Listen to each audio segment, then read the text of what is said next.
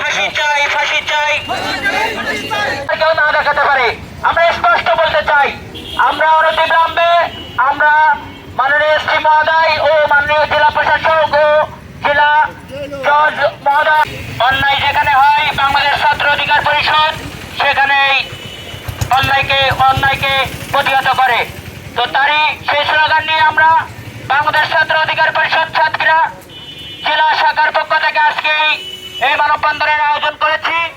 আমরা আমাদের দাবি একটাই, যতক্ষণ পর্যন্ত এই নেশাগ্রস্ত এই জানোয়ারের ফাঁসি না হবে ততক্ষণ পর্যন্ত বাংলাদেশ ছাত্র অধিকার পরিষদ কিন্তু রাজপথে থাকবে। তো আমি অনতিবিলম্বে আমরা আমাদের দাবি একটাই, যাতে এই নরবিষারু এই মাদকাসক্ত জনের দৃষ্টান্তমূলক শাস্তি হয়, যাতে এরকম কাজ আর কেউ না করার দুঃসাহস দেখাতে না পারে। তো এ পর্যায়ে আমি কথা বলার জন্য আহ্বান জানাচ্ছি বাংলাদেশ ছাত্র অধিকার পরিষদ সাতক্ষীরা জেলা শাখার সংগ্রামী সভাপতি মোহাম্মদ ইমরান হোসেন ভাইকে। ফাঁসি ফাঁসি ফাঁসি চাই, হত্যাকারীর ফাঁসি চাই, ফাঁসি চাই, ফাঁসি চাই, ফাঁসি ফাঁসি ফাঁসি চাই, হত্যাকারীর ফাঁসি চাই, হত্যাকারীর ফাঁসি চাই, ফাঁসি চাই, ফাঁসি চাই। বিসমিল্লাহির রহমানির রহিম। সুধী উপস্থিতি এবং আমার যে ছোট বোন, তার এলাকাবাসী এবং তার পরিবার, শোকাত্মক পরিবার, আমাদের ছাত্র অধিকার পরিষদের পক্ষ থেকে আমরা একটাই দাবি উত্থাপন করব যে এই ধরনের ঘৃণ্যতম যে অসামাজিক একটা কাজ, রাষ্ট্রদ্রোহী বা আমাদের সমাজের জন্য যেটা সব থেকে নিন্দনীয়, এই ধরনের যে কার্যক্রমগুলো হয়েছে তার একটা যথাযথ বিচার ব্যবস্থা এনে এবং সেই বিচার ব্যবস্থার যে বাংলাদেশের সংবিধান অনুযায়ী যে বিচারটা হয় সেই বিচার অনুযায়ী দ্রুত সময়ে কার্যকর করা হোক। এবং আমাদের একটাই দাবি, অন্য কোনো শাস্তি বা অন্য কোনো সাজা না, আমরা এই ধর্ষক এবং হত্যাকারীর আমরা একটাই দাবি, সেটা হলো আমরা তার ফাঁসি চাই। যেন এর পরবর্তীতে কখনো স্বাধীন বাংলাদেশে আমাদের মা বোনেরা কখনো এই ধরনের ঝুঁকিতে না থাকে, তারা যেন সাবলীলভাবে এবং তাদের স্বাধীনতাভাবে তারা আমাদের সমাজে বসবাস করতে পারে, তাদের সম্মান নিয়ে বসবাস করতে পারে। আমরা একটা কথাই বলবো, বাংলাদেশ ছাত্র অধিকার পরিষদের পক্ষ থেকে আমরা কখনো অন্যায়ের সাথে আপোষ করিনি এবং ভবিষ্যতেও করবো না। আপনারা দেখেছেন দীর্ঘদিন যাবৎ এই ফ্যাসিস্ট সরকারের সময়ে টাকাওয়ালা ধনাঢ্য পরিবারের ব্যক্তিগুলা নিজের ইচ্ছা মতো করে মেয়েদেরকে খেলনার পুতুল হিসেবে ব্যবহার করেছে। তারা তাদের ইচ্ছা মতো তাদেরকে প্রসাধনীর মতো ব্যবহার করেছে। ব্যবহার করার পরে তাদেরকে টাকা পয়সা দেখিয়ে, ভয়ভীতি দেখিয়ে, লোভ লালসা দেখিয়ে তাদেরকে চাপা দিয়ে রেখেছে, তাদের কণ্ঠস্বরকে দাবিয়ে রেখেছে। কখনো তার ন্যায্য বিচার এই বাংলাদেশি পরিস্থিতি দেয়নি। তো বাংলাদেশের বিচার ব্যবস্থা 5 আগস্টের পরবর্তী থেকে আমরা এটা আশ্বস্ত করতে চাই, আমরা কখনো অন্যের সাথে আপোষ করি নাই এবং বিচার ব্যবস্থার মাধ্যমে বাংলাদেশের যে আগে যে ফ্যাসিস্ট সরকার যেভাবে করে গেছে সেরকম ধরনের লেন্দি প্রসেসে না গিয়ে যথাযথ দ্রুত সময়ের মধ্যে যথাযথ বিচার ব্যবস্থা এনে এই ফাঁসিটার জন্য কার্যকর করা হয়, যেন স্বাধীন বাংলাদেশে কখনো এরকম ধরনের ধর্ষক বা বিকৃত মস্তিষ্ক নেশাগ্রস্ত কোনো ব্যক্তি দ্বিতীয়বার এই ঘটনা পুনরাবৃত্তি করার সাহস না পায়। আমরা আগেও প্রতিবাদ জানিয়েছি এবং আমরা প্রশাসনের কাছ থেকে আমরা একটা আহ্বান জানাবো বাংলাদেশ ছাত্র অধিকার পরিষদ এবং তার পরিবারের পক্ষ থেকে বিচার ব্যবস্থা যথাযথ দ্রুত সময়ের মধ্যে কার্যকর করা হবে, নতুবা বাংলাদেশ ছাত্র অধিকার পরিষদ আবারও রাজপথে আন্দোলন সংগ্রাম করবে এই ফাঁসি বা এই যথাযথ বিচারের পক্ষে। আপনারা যদি কোনোভাবে আর্থিকভাবে কোনো রকম ভয়ভীতি বা দলীয় প্রভাব বিস্তার করার মাধ্যমে যদি আপনারা এই বিচারটাকে বানচাল করার চেষ্টা করেন, তাহলে আমরা রাজপথে এটা সত্যতে জবাব দিব এবং এই শোকাত্মক এই পরিবারের পাশে থাকবে ইনশাআল্লাহ। বাংলাদেশ ছাত্র অধিকার পরিষদ পূর্বে অঙ্গীকারবদ্ধ ছিল, ভবিষ্যতেও থাকবে ইনশাআল্লাহ। আপনারা সবাই আপনাদের জায়গা থেকে সচেতন থাকবেন। আমাদের সমাজে সব থেকে বেশি এই কাজটা মানে অন্যায় এই কাজ হলো এই ধর্ষক এবং মাদকটা নেওয়ার পরে তাদের মস্তিষ্কে বিকৃতি ঘটে এবং তারা যে কী করে তারা নিজেরাই জানে না। তো আপনাদের কাছে আহ্বান থাকবে এবং বাংলাদেশের প্রত্যেকটা পরিবারের কাছে আহ্বান থাকবে, আপনারা আপনাদের পরিবারের মেয়ে সন্তানদেরকে একটু সাবধানে রাখার চেষ্টা করবেন এবং আপনারা চেষ্টা করবেন আপনাদের জন্ম দেওয়া যে সন্তানগুলো যেন কুলাঙ্গার না হয়, এরকম নরবিষের জন্য কখনো না হয়। আপনারা আপনাদের জায়গা থেকে তাদেরকে নিয়ন্ত্রণ করার চেষ্টা করবেন এবং আপনারা আপনাদের জায়গা থেকে সচেতন থাকবেন। আমরা যদি সচেতন থাকি এইগুলো কমে আসবে এবং প্রশাসন যেন কোনোভাবে আর্থিকভাবে বা দলীয় প্রভাব বিস্তারের মাধ্যমে কখনো যেন বিক্রি না হয়ে যায়। আমরা স্বাধীন বাংলাদেশে আমাদের সংবিধানের 4টে মূলনীতি, তার মধ্যে ন্যায় বিচারটা অন্যতম। তো এই ন্যায় বিচার যদি প্রতিষ্ঠা না হয় আমাদের বাংলাদেশ সার্বভৌমত্ব আঘাত আনবে। তো আমরা এটা কখনো হতে দিব না। বিপ্লব পরবর্তীতে বিচার ব্যবস্থা আমাদের জন্য সব থেকে জরুরি। কোনো রকম কোনো অপরাধী এটাই বিচার বহির্ভূত কোনো কার্যক্রম যেন কখনো না হতে পারে এবং বিচার কখনো বাতিল না হয়। বাংলাদেশ ছাত্র অধিকার পরিষদের পক্ষ থেকে আমরা শোকতপ্ত পরিবারের কাছে আমরা ঋণী এবং তাদের পাশে আমরা সবসময় থাকবো। ভবিষ্যতে যেন আমাদের এই সমাজে যেন এরকম ধরনের ঘৃণতম কাজ কখনো যেন না হয়। তো সবাই নিজেদের জায়গাতে সচেতন থাকবেন, দোয়া রাখবেন আমাদের জন্য।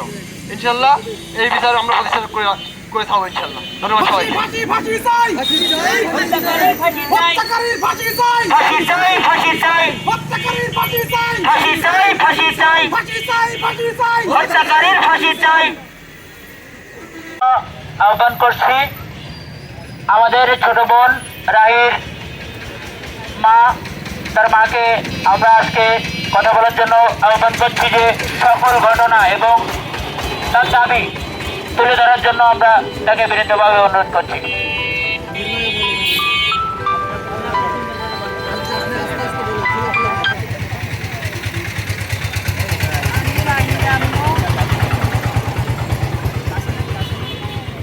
আমি রাহির আম্মু, আমার মেয়েকে যেভাবে হত্যা করা হয়েছে সে স্মৃতি আমি ভুলতে পারছি না।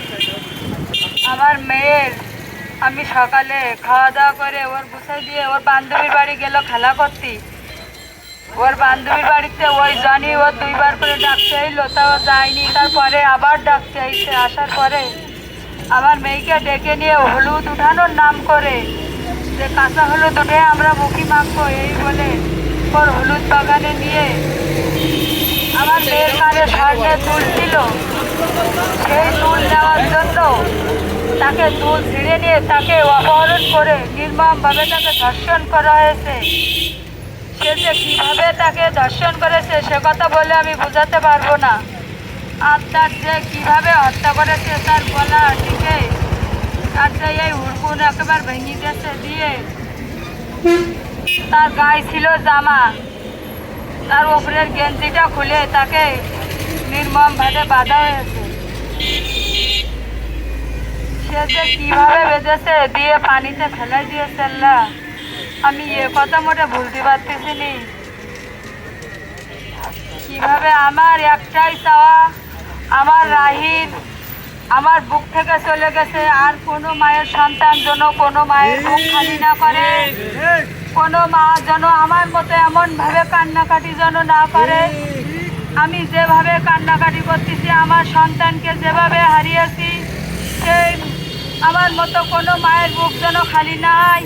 আমি একটাই আমার প্রশাসনের কাছে সবার কাছে এই দেশবাসীর কাছে আমার একটাই দাবি, আমি জনির ফাঁসি চাই, আমার রাহি খুনির ফাঁসি চাই, ফাঁসি চাই, আমি ফাঁসি চাই। আমি কখন দেখবো ফাঁসি চাই। এলাকাবাসী দেশবাসী প্রশাসনের সবার কাছে আমি ফাঁসি চাই।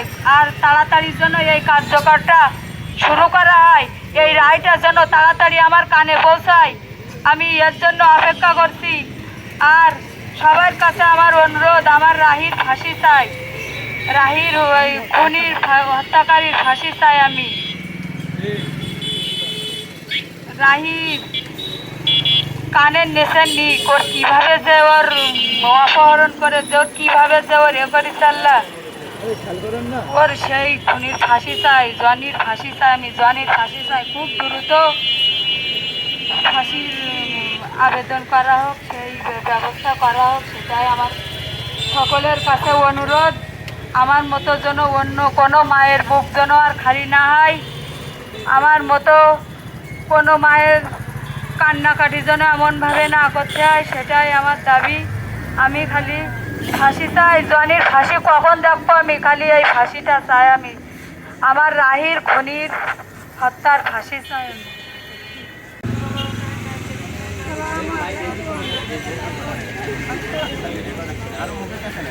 আসসালামু আলাইকুম, আমি নুসরাত জাহান রাহির ছবি।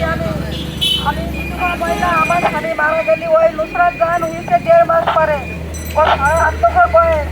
এইবারে আমি ওই বুকির মধ্যে করে নিয়ে থাকি। ও আমার খুব আদরের যত্নের শান্তিও আমার মারা গেছে। এবারও তার এইভাবে ওই জনি ওর দেখি নিয়ে গেছে মিতর বাড়ির তো দেখি নিয়ে গেছে কি বলে যে আমি হলুদ তুলতে যাবান এসুদিন হলুদ নাকি মুখে মাখপানে আমার ওই শোনা একটু ভালো শান্তি ভালোবাসতো এবার ওর সাথে গেছে গেলি ওর হলদি বাগানে দেখি নিয়ে বলিস কি রায় আমি তোমার তো হলদি তোলার জন্য নিয়ে আসিনি তোমার এখানে দুটো আমার দিতে হবে তো বলিস কি না আমি আমার পক্ষে আমার বলবে আমি পক্ষে আমি দেবো না এই কথা শুনি যাই বলি তাই সে ওর গলার ওই হুড়গুন্ডা ধরে ভেঙে গেছে দিলি ও এইবারও মানে ভেঙে নিচে পড়ে গেছে গেল ওর গাড়িতে তাও গেঞ্জি ছিঁড়ে গেছে 3 টুকরো করে ওর গলা বেঁধেছে পা বেঁধেছে হাত বেঁধেছে বেঁধে ওর কানের দুটো ছিঁড়ে নেয় ওর এবারে দেখছে ওই পানিতে ডুবাই যাচ্ছে ও দর্শন করেছে করি ওর পানিতে ডুবাই যাচ্ছে এইবারও ও গেছে কানের দুটো বিক্রি করছে বোঝাটাই অন্ধকারের দোকানে বিক্রি করে 9,000 টাকা 9,000 টাকা জমিয়ে আবার শেষ করে দেবে তা আমি সুস্থভাবে ছবি কাটতে চাই আমি তো আর বুক খালি হতে যাচ্ছি আবার আমি একটা কথা শুনলাম এখন পুরা নাই ওই রিপোর্ট নাই শুনছি বদলাবন্দি পারবে কি রিপোর্ট নাই কি দিয়ে দেবে এটা আমার শুরু কথা বাবাজি তোমরা সবাই আমার দিক থেকে আমার ওই ছেলেটা খুব অসহায় গেছে গেছে নির্বাচিত আমি কামাই করি যাই সবাই থেকে মানুষ করি আমার খুব কষ্টের জন্য বাবা তোমরা সব খেয়াল করো আমরা 100% আমার ইচ্ছা আমরা গণিত ফাঁসি চাই আমরা গণিত ফাঁসি চাই আমরা টাকা চাই না পয়সা চাই না ধান টাকা পয়সা কিছু চাই না গণিত দাদার একটা থেকে সম্পত্তি আছে তাও আমরা কিছু নেবো না খাবো না আমরা আমার সোনাপাখির বিক্রি করে খাবো না আমরা শুধু চাই সোনার হত্যা করেছে গণিত ওই গণিত ফাঁসি চাই আমার বক্তব্য এই পর্যন্ত